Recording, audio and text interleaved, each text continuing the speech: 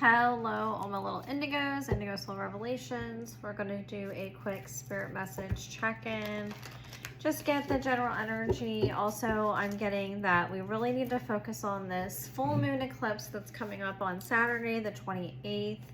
Today is the 24th, Tuesday, so 4 more days till we're there, but it's a full moon eclipse in Taurus. We just entered Scorpio season, which is all about death and transformation. And this full moon eclipse is going to really focus on like our stability, what makes us stable, cutting out anything that doesn't, like really focusing on what is going to bring us closer to our own stability, mentally, physically, emotionally, and really focusing on that right now. So we're going to use the Psychic Tarot to get the general message, and then we're going to go from there. All right. Thank you all for your likes, share, comments, and subscribes. If you're interested in a personal video, personal reading, it's in my bio. Thanks. So first card out is Love Begins, number 1. So, some new opportunities in your love life are coming out for the collective, which is really awesome. Also, I'm getting like an opening of your heart chakra, like being more open and available to love and connections. This Taurus is also about like your connections with others, like what makes your family unit stable and or like building a family. So that might be a major thing that's coming up as well in this full moon eclipse. So with that being said, I'm trying to decide which tarot card should we be using. I think we're gonna go with, let's see, looks like we're gonna go with the Wandering Star Tarot today. Okay. So Spirit, please clarify this message. Also, like opening up yourself up to a relationship maybe you weren't willing to open yourself up to before, exploring that, being willing to be more vulnerable with people, vulnerable with yourself as well, and being honest about like what are your non-negotiables, things like that. I'm getting like really level setting about what kind of relationship you want, what kind of relationships you want to build with people. Yes. All right. Yeah. Knight of Wands, like rushing towards your passion. The wands are all about like passionate, fiery energy. And it says flow, fire, intuition. So following your intuition, like being in flow with the universe. And then 8 of Wands, good news, travel, as well. And 8 of Wands is all about like rushing in, moving forward in a positive manner, like traveling towards someone. So you might have a like passionate encounter with someone that's really important to you.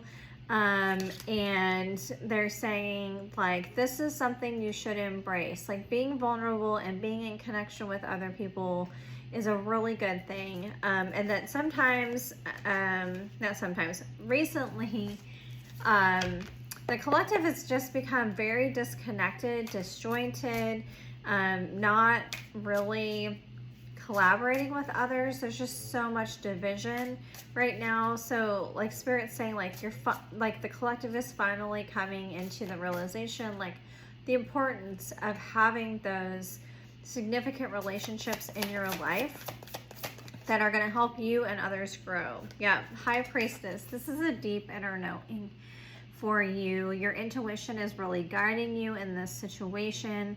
You're finally really listening to that guidance. It says secret dreams, wisdom, inner voice, spirit world.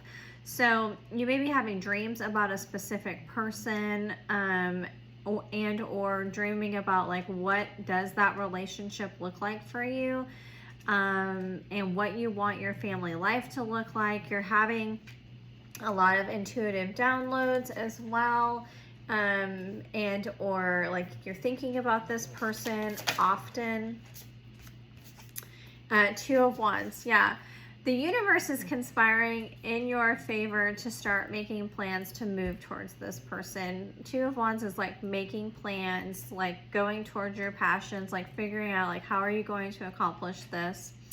It says plans, partnership, and influence, right? So you're getting ready to partner with someone and move towards that passionate new beginning with that Ace of Cups. Main advice right now for the collective. Thank you, Spirit. Yeah, Empress. It's time to birth something new. It's time to manifest in what you really want in a relationship. It says beauty, harmony, abundance, grace, fertility, love, nature, art. So embracing more of that left brain side that's like full of art and beauty and creativity, and like finally birthing something new with potentially a new partner, or moving forward in a relationship that you hadn't been considering before, and reigniting some passion or some fire in that relationship.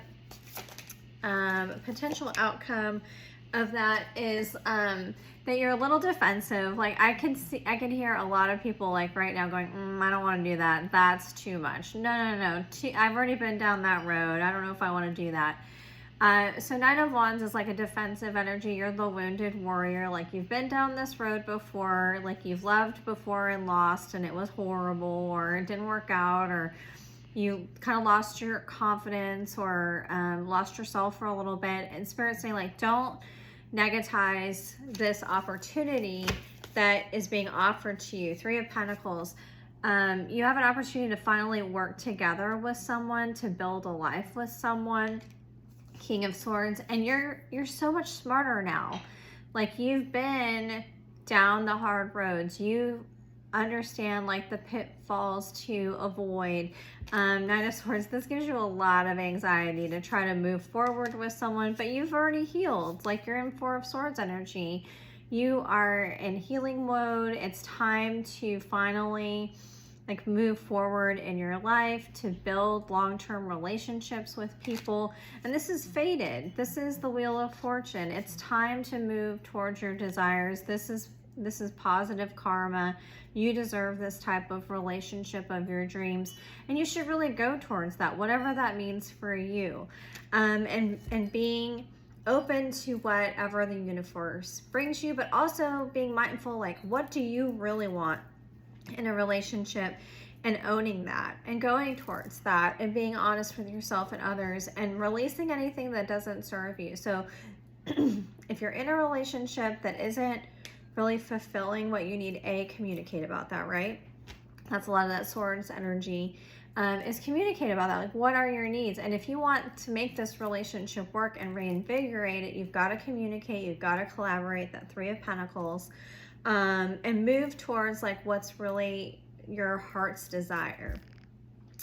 We're going to close this out with an oracle. Let's do Gaia cards. Yes, let's do Gaia. And see what comes out of this. Also, they're saying like take a risk. Like go out of your normal comfort zone. Like this is going to be a good thing. They're telling me to switch. Sorry. We're going to go with Wisdom of the Oracle. To say like, finally going towards what you really want. Being vulnerable, being open. I know that's a really hard, scary thing to do, clearly. But it's so much better to have love and loss than to have never loved at all, right? Okay, so time for a nap, which is like you've healed, you've been through those things, you know what to look for now. There's a major change in the wind now. Like you can feel it, I can feel it. The seasons are changing. We're going through a death and rebirth time with Scorpio season and this full moon in Taurus, and they're saying there's no place like home. Like go towards home. Who makes you feel like home? What is home to you? These are a lot of like really deep, hard questions, but it's time to really evaluate that within yourself and really be honest about like, what do you want your life to look like? And do you want to share that with someone? And if you do, to like go towards it. 8 of Wands, like listen to your intuition. This is totally fated, High Priestess. Namaste.